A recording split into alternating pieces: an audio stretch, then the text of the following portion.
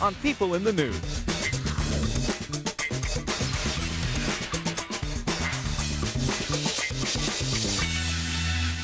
Hi, welcome to People in the News. I'm Paula Zahn. To tennis fans around the world, they are now simply the sisters, Venus and Serena Williams. So dominating, their only competition seems to be themselves.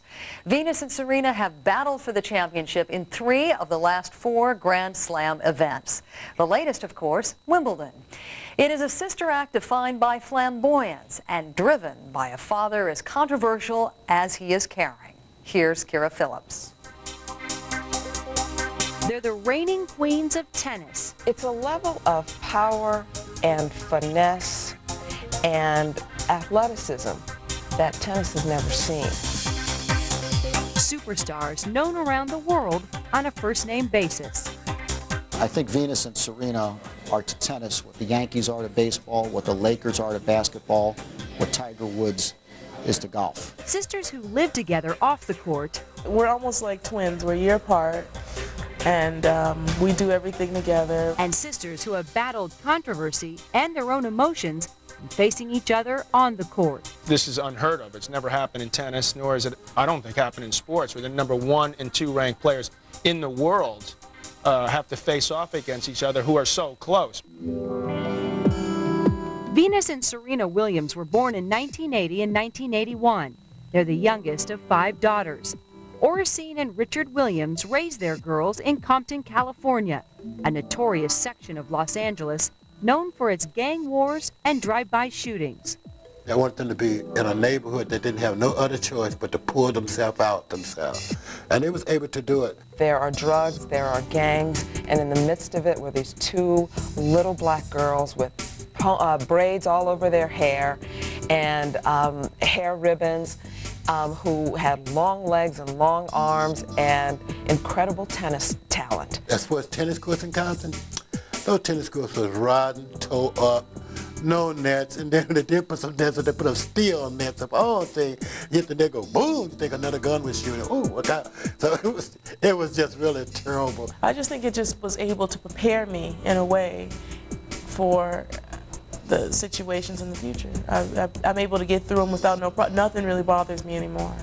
While the surroundings were tough, Richard Williams had his daughter's destinies planned out. These 2 were brought up to be tennis stars. He had a dream before they were born that this is what he wanted. And it's almost as if he willed it into being by sheer dint of his conviction. By age 10, Venus Williams had become the number 1 ranked 12 and under player in Southern California. Her talent was apparent on and off the court. I went to Compton in 1991 in the spring, and Venus asked to go to the bathroom.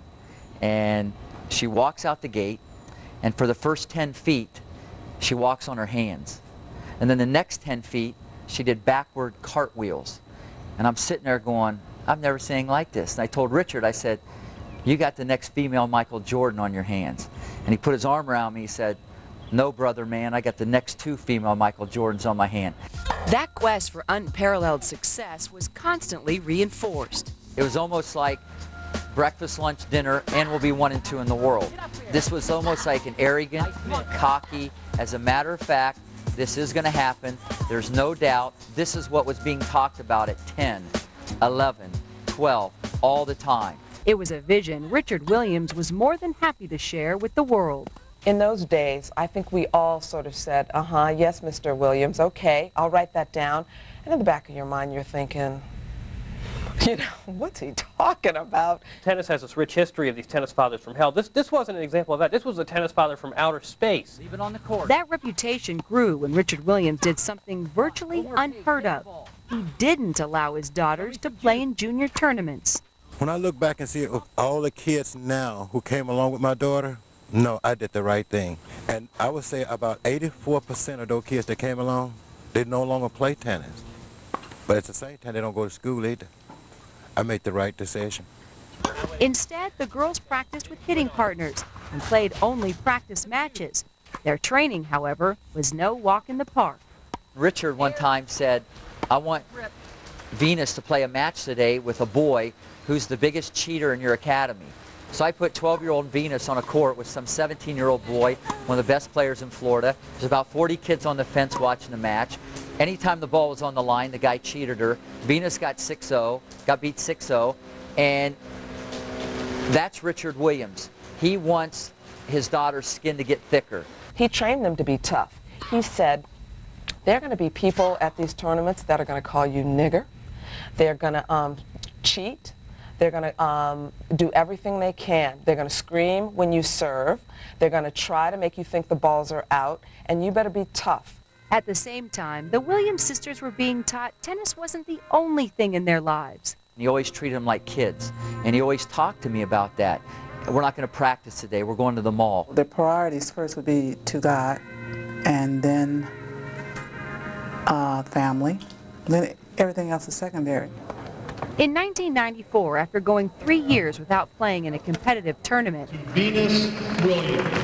14-year-old Venus Williams made her professional debut. Everybody thought Venus would lose, she'd get her clock cleaned, and then this would sort of be a funny side chapter in tennis history. Instead, Venus won, beating a player ranked in the top 60. That set up a showdown with Arantxa Sánchez Vicario, ranked number 2 in the world. I think I have the game to beat anyone, and I can't just accept that she's going to be better or that she's going to win, because that's not what I'm here to do.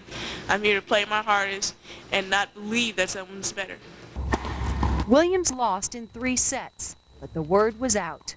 Everybody saw Venus Williams put a scare into this top 5 player and said, you know, maybe this Richard Williams isn't so crazy after all. Yeah. By 1997, Serena had joined Venus in the professional ranks, and the sisters made an immediate splash. It's often been said that white is the predominant color in tennis, not just the complexion of the players, but the dress and the crowds. It's a very sort of genteel sport. Venus and Serena were the complete antithesis of all of that. Their outfits were colorful. They were colorful. Their hair was different. It was colorful.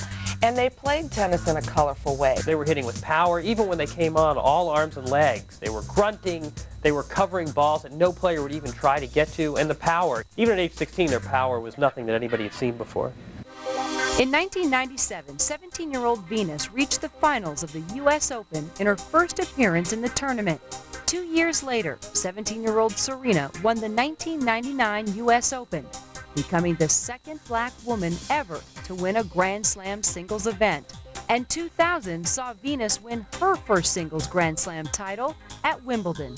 Well, I guess we've kind of won 2 of the last 4 Grand Slam singles in the last year, so that's pretty good. And we want to take this one too, either one of us, that'd be nice. It's our ambition just to take over tennis, and we're trying and we're doing a decent job of it now, and hopefully we can keep it up. When People in the News continues, the Williams sisters power their way to the top and face controversy when they square off against one another. There's been certainly accusations that something's going on beforehand, and I think in a couple of cases it probably was. We now return to People in the News.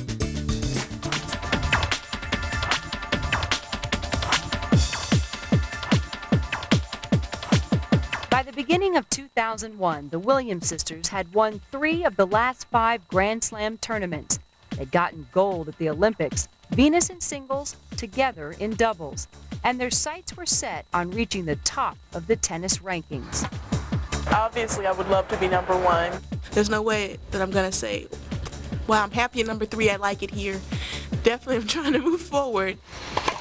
But striving to be the best would mean more head-to-head battles between the sisters, which would prove to be difficult and controversial.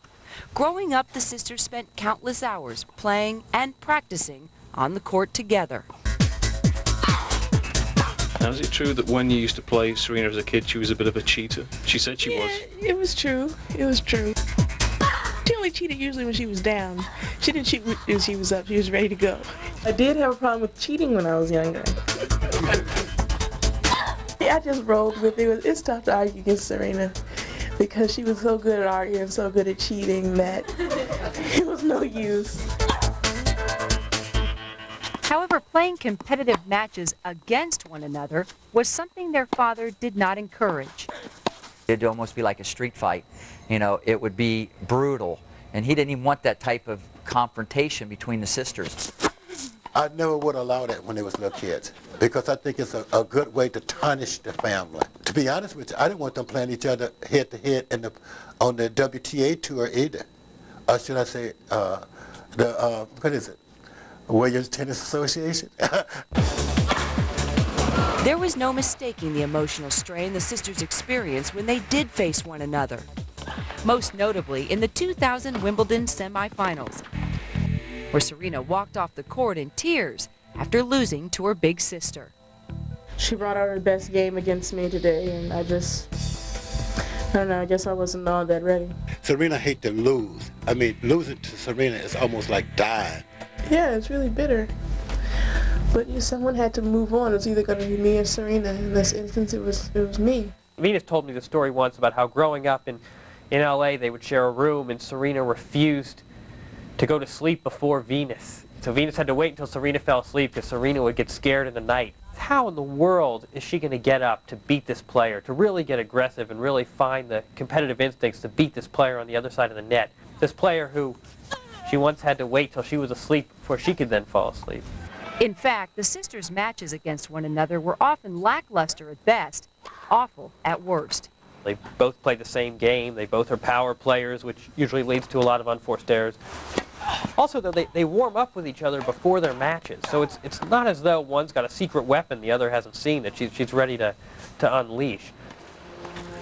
It added up to questions about the sisters' willingness to play one another and came to a head in March 2001 at a tournament in Indian Wells, California. Just minutes before her scheduled semifinal matchup against Serena, Venus withdrew, citing an injury. Serena was booed during the finals, as were her father and sister as they took their seats. And Richard alleged fans had hurled a racial slur against them. You have to talk to my dad about that. I'm not really trying to get involved in any type of controversy. I'm just trying to stay out of everything because I think unfairly I've been brought into a lot of things. I think it's important for his point of view to be heard if he wants to speak. And as for me, I'm here to play tennis and that only, and that makes me happy enough. The controversy had also been fueled by fellow tennis player Elena Dementieva, who said she thought Richard would decide who would win the matchup between the girls. At the same time, the National Enquirer printed a story. It alleged that Richard had predetermined which sister would win their 2000 semifinal matchup at Wimbledon. Come on, it's the National Enquirer, thank God. Next thing you know, I'm going to be pregnant by some Martian. If you do that, what's going to happen? You're going to lose the respect of one of your daughters. No, I would never tell my daughter to lose or to win, under no circumstance, but I would tell my daughter this here. When you're out there, do the best you can do and represent all peoples very well, and especially America. I don't think the matches are fixed, and I don't think they ever were fixed. But I think people see how the level of play drops so dramatically when they compete against each other. And you also have the Richard factor to contend with. Richard Williams seemed to get more outrageous as his daughters became more successful. He badmouthed other players, held up signs, and danced at tournaments. He supplied the press with a seemingly endless string of outlandish comments and stories.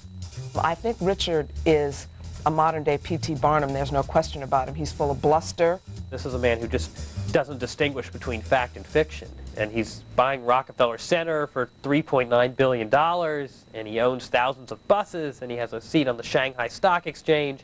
And I'm not sure it's sort of controversy so much as it's amusement. The only thing I had a tendency of saying what I believe in. And I noticed when Muhammad Ali said what he said, people say, that guy's crazy. Well, any black person come along in this country and say anything, he's crazy. Well, I tell the world today, I'm not crazy. I tell you one thing, I have plenty of money though, but I'm not crazy. In September 2001, the sisters got the chance to show the world they were on the up and up with their first head-to-head matchup in a Grand Slam event at the U.S. Open. I won't have any problem because this is the U.S. Open, and if you ever notice, the winner gets, $850,000. It's been like 2 years for her since she's won, and it's been a year for me since I won here too. The match was sloppy but hard-fought, Venus beating her little sister. But more than that, it fulfilled their father's prophecy. 2 girls from Compton taking over the tennis world. I've been dreaming about this all my life, and when it happened, I wasn't ready again. I mean, they keep catching me off guard. It's just such a thrill, such unbelievable something that just happened there. Unreal. When People in the News continues, the Williams sisters hit the books, and their sibling rivalry finally sizzles.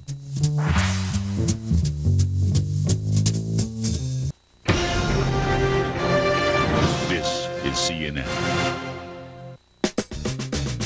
Now back to People in the News.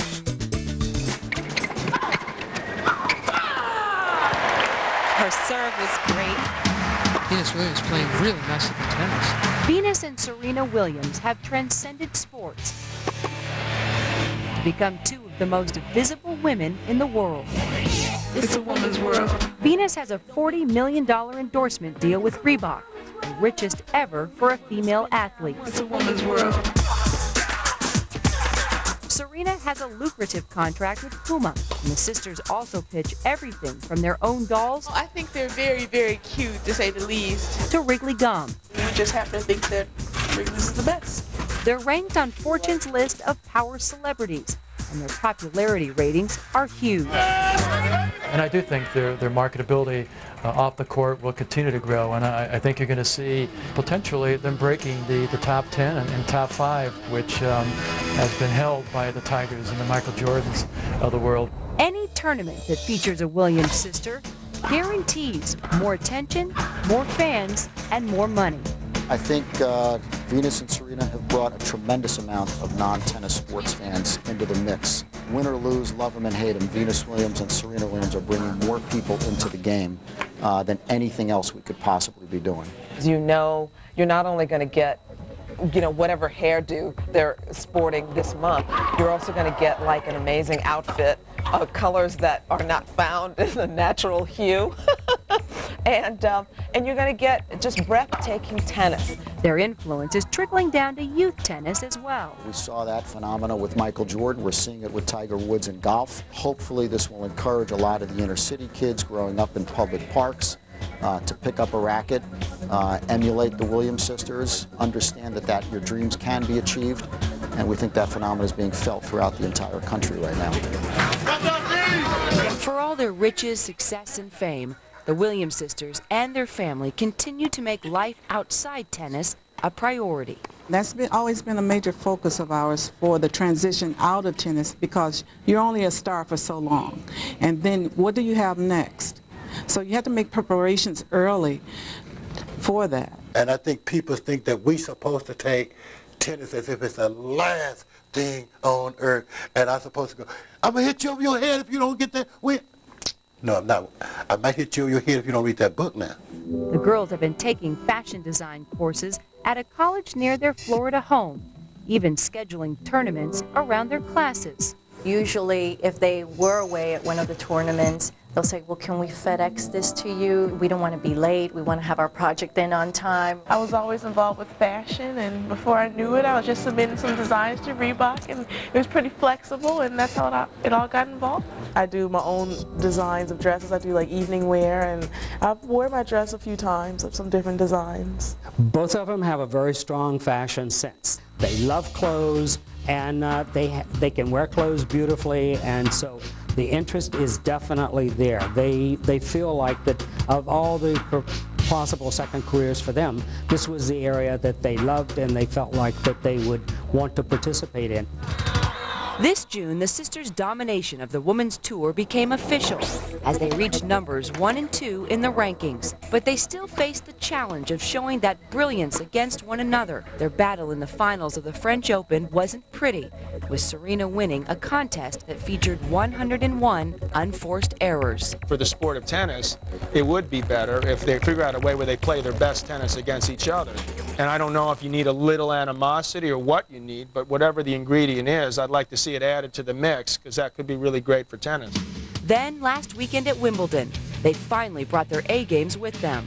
Serena beat Venus in a match that featured power, dazzling shot-making, and nearly as many winners as errors. I absolutely think it was the most exciting match that they've played. The 9 times they've played, Venus has won 5 of the 9. And I think they're getting increasingly more comfortable facing each other. The sisters have now captured 7 of the last 12 Grand Slam singles titles and are looking for more. I can't become satisfied because, you know, if I get satisfied, I'll be like, oh, I've won Wimbledon, I've won the U.S. Open, and now I can relax. But now people are really going to be fighting to beat me now. It's not fun losing. No matter who you lose to, it doesn't matter. It's not something that I'm going to get used to or try to adjust to because I'm not one for losing often. So naturally I'm going to go out there and try to win the very next time. Even if it means beating her sister. It has potential to be a great rivalry. We have a lot of fun out there, and you know, the best part about this rivalry is we're sisters and we live together, and nothing like this has ever happened before.